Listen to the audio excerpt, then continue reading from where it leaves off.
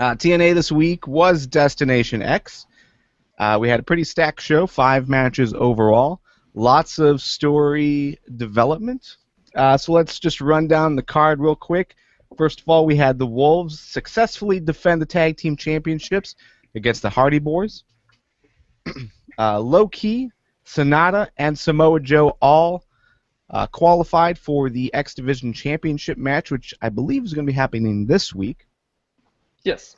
And in the main event, the World Heavyweight Championship, Bobby Lashley successfully defended against Austin Aries, who used option C. So it is true, you can use option C and fail. So they did that. Okay, so overall, thoughts on Destination X? What was your favorite match of the night? Start with Nick. I have a really hard time deciding between the X Division matches. They were all great in their own respects. It was fun to see Low Key back in the ring again. Samoa Joe was awesome as per usual, and Tigre Uno and Homicide both put on strong performances in that particular match. And like I said last week, I am so hurt right now that Brian Cage isn't in TNA. That man is just oozing with talent. It breaks my heart that he's not on TV every week, and I really hope people look at him now after that match and start thinking, man, we need this guy on our roster now. So if I had to choose, I think I would go with Joe, Tigre, and Homicide. I think that had the best. Those 3 guys between them put out the best match. Yeah, I agree with you completely, Nick. Samoa Joe, Tigre Uno, and Homicide was a fantastic match. I mean, it was great action. It was good to see Homicide back for what he did. Tigre Uno was great. I love the mix of all the styles. It worked out really well. Probably match of the night. See, I disagree only because I think Manic put on one hell of a match with Low Key and DJZ. Manic looked stellar out of everybody that was in that tournament, or that qualifier, whatever you want to call it. I really think he probably should have won the whole thing. Coming up this week. I think he deserved a little bit more than Low Key. Low Key did really well with that. But I thought Manic was just so impressive with the spots he was hitting during that match. And I think Samoa Joe, Tigre Uno, and Homicide was a great match. But as far as like an X Division match, and the reason why you tune into that for the excitement, the spontaneity, and the kind of like anything can happen type of aspect to it, I think Low Key, Manic, and DJZ, they totally delivered on that. That's a fair point. The only thing that was missing, I think, in that match, though, Harrison, was DJZ wasn't also in a onesie. Because really, that's all they needed was onesies. Because you had Low Key, who's, he's got his Power Ranger uniform on. Manic had his. I mean, it would have been better if they would have replaced DJZ with MVP, and then you were done. There wouldn't be a naval insight. No. Nor Areola. Yeah, too. Oh my god.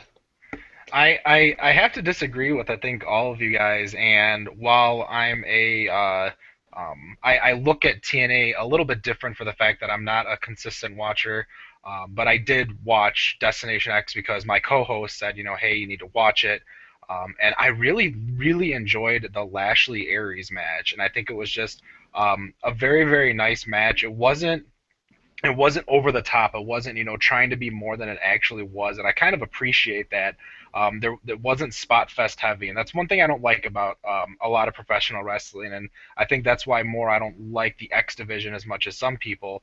But when you look at Bobby Lashley and Austin Aries, these two people, I mean, have you seen a running power slam look so good, like in wrestling in a long time with Lashley? No, that's a really good point. So, I'll give you guys a huge pointer for the fact, a little insight into me that you guys probably already know. I hate Low Key. I despise him with a passion. But with Lashley and Aries, I just think it was a great match, and it was one of those matches where you were really kind of expecting Aries to win, just because option C seemed to be the next, if you will, Money in the Bank contract. It was that, that one where it's going to skyrocket you. But with Austin Aries winning it again, it's like, is he going to be able to do it again? Now Bobby Roode admits that, Austin Aries, it wasn't a fluke. What's going to happen, later down the road in regards to that kind of stuff. But I did like that Lashley Aries match, and I thought that suicide dive between the second and bottom rope was just ridiculously pulled off by Aries. Yeah, it looked like he ate that guardrail. Oh yeah, Yep. that was insane. Right at the end of the match too. Basically closed it out.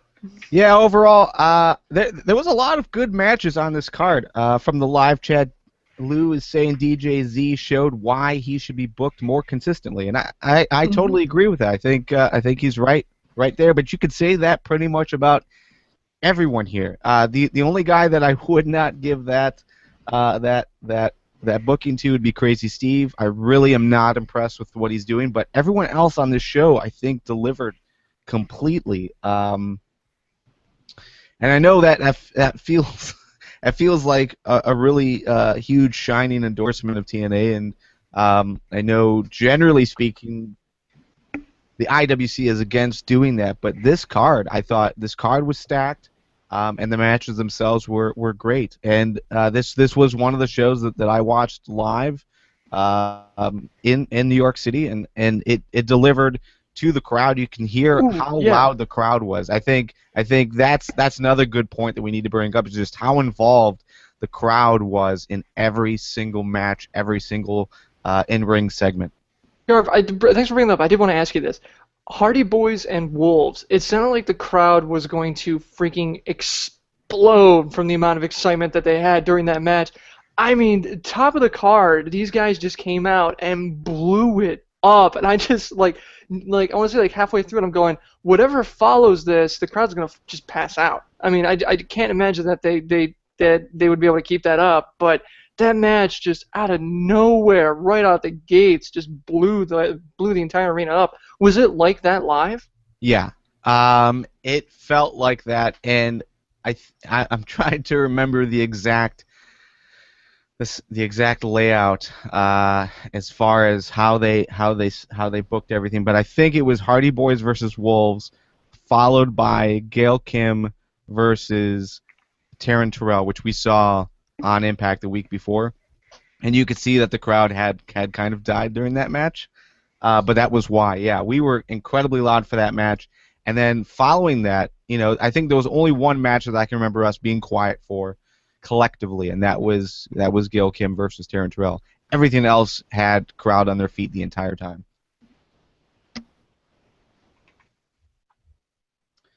But yeah, as far as for me, match of the night, it definitely goes to Austin Aries versus Bobby Lashley as well. I just thought, the entire story that they were telling was really, really compelling.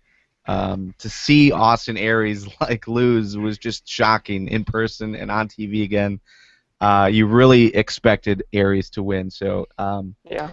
MTW Podcast.